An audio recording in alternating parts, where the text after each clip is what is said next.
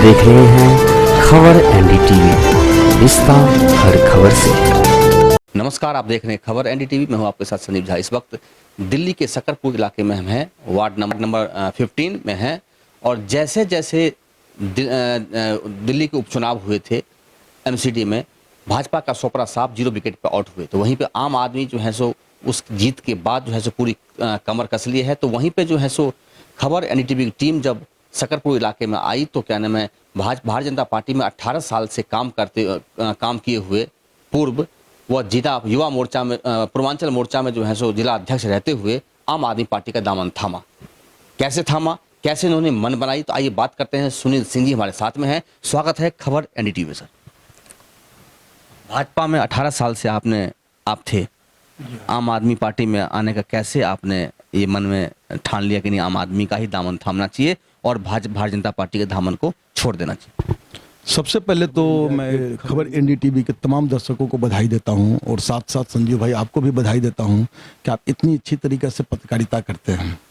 रही बात मेरे को भाजपा छोड़ करके आम आदमी पार्टी ज्वाइन करने का, तो अरविंद केजरीवाल जी वास्तव में एक सादा जीवन उच्च विचार वाले आदमी हैं।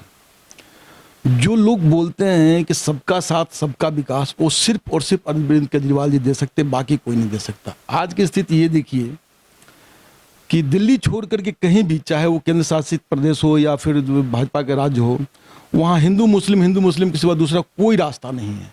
ये प्रतिदिन एक नया जुमला दे दिया जाता है और उस जुमला को जब टाइम आता है तब एक नया जुमला थमा दिया जाता है। जनता के हाथ में मिलता कुछ नहीं है। अभी देखिए अरविंद केजरीवाल जी के जो अधिकार है उसको कम करने के लिए भाजपा लोकसभा में एक असंवैधानिक एवं अलोकतांत्रिक बिल पास किया है। भैया अगर क्या बोलता एलडी का, दिल्ली का शासन मतलब एलडी ही है, तो फिर चुनाव मत कराओ। क्या जरूरत पड़ी है ये जनता की इतनी पैसे खर्चा करने का? विधायक बनेगा, मुख्यमंत्री बनेगा, इतने खर्चे होंगे, जरूरत ही नहीं है। सिर्फ 1 मैन आर्मी कर दो। राजतंत्र मैं तो तमाम जनता से और तमाम विपक्षी पार्टियों से यही कहूँगा कि भाई जी आप समय आ गया है जनता को जागने का, और ये जो राजतंत्र की ओर जो भाजपा सबको ले जा रही है, राजतंत्र से बचा करके लोकतंत्र में लाने के लिए, इसलिए तो ये स्थिति है कि अब समय आ गया है कि ये जो असंवैधानिक एवं अलोकतांत्रिक बिल जो लोकसभा में पास हुई है, इसको सबों को मिलकर के राज्यसभा में गिराना होगा। अगर राज्यसभा में नहीं गिरती है तो फिर तो शासन का कोई मतलब ही नहीं रहा, मुख्यमंत्री का कोई मतलब ही नहीं रहा। अब लोग कोई काम के लिए, विकास के लिए किसके पास जाएगा? हर जगह वो रोड़ा अटकाएंगे। इसलिए मैं सभी विपक्षी पार्टियों से यही बोलूँगा कि आज सब मिलकर के राज्यसभा में इस बिल को गिराना बहुत जरूरी है। ये संवैधानिक, असंवैधानिक और अलोकतांत्रिक दोनों तरीके के। उनके लिए तो ये कहा जाए कि वो तो लापता हैं। आप जिस वार्ड से, जिस विधानसभा से बिलोंग करते हैं, यहाँ पे एमसीडी की, जैसे ही पूरी दिल्ली में इस तरह से चल रहा है कि एमसीडी की तलवारें लटकी रहती है। अगर कोई 50 गज 100 गज का मकान बनाता है तो ईंट बाद में पहुंचती है, एमसीडी के नोटिस पहले पहुंचते हैं। वह क्षेत्रीय जो आसपास के निकट के जो थाने होते हैं, उनके जो कांस्टेबल हैं वो पहले पहुंच जाते हैं, ईंट बाद में पहुंचती है। क्या कहेंगे? देखिए मैं भी इसी लाइन से हूँ, बिल्डर लाइन से हूँ, और जब भी मैं कोई बिल्डिंग बनाता हूँ तो बिल्डिंग में ईंट बाद में लगती है, पहले एमसीडी वाले को पैसे जाते हैं।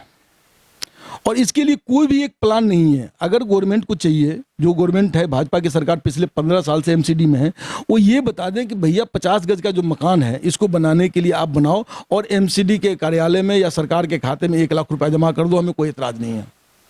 100 गज का मकान बनाओ, 2 लाख रुपए जमा कर दो, कोई एतराज नहीं है। लेकिन सरकार के खाते में तो 1 पैसा नहीं जाती है और पिछले दरवाजे से पर डे हर लिंटर पे उनको पैसे चाहिए होता है, और ये सारे बिल्डर लोग देते हैं। आपके वार्ड में सफाई होता है? बिल्कुल नहीं। आप घूम करके देख लीजिए। कौन है पार्षद यहाँ के पार्षद? हमारी श्रीमती नीति।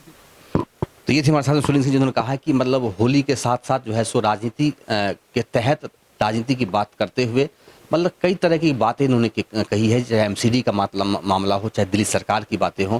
चूँकि पहले अब ये समझ सकते हैं कि मतलब 18 साल किसी राजनीति में भारतीय जनता पार्टी का दामन उन्होंने थामा था, और उसके बाद उस पार्टी की नीयत और नीति शायद इनको अच्छी नहीं लगी।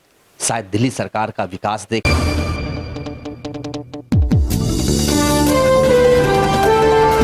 आप देख रहे हैं खबर एनडीटीवी, रिश्ता हर खबर से।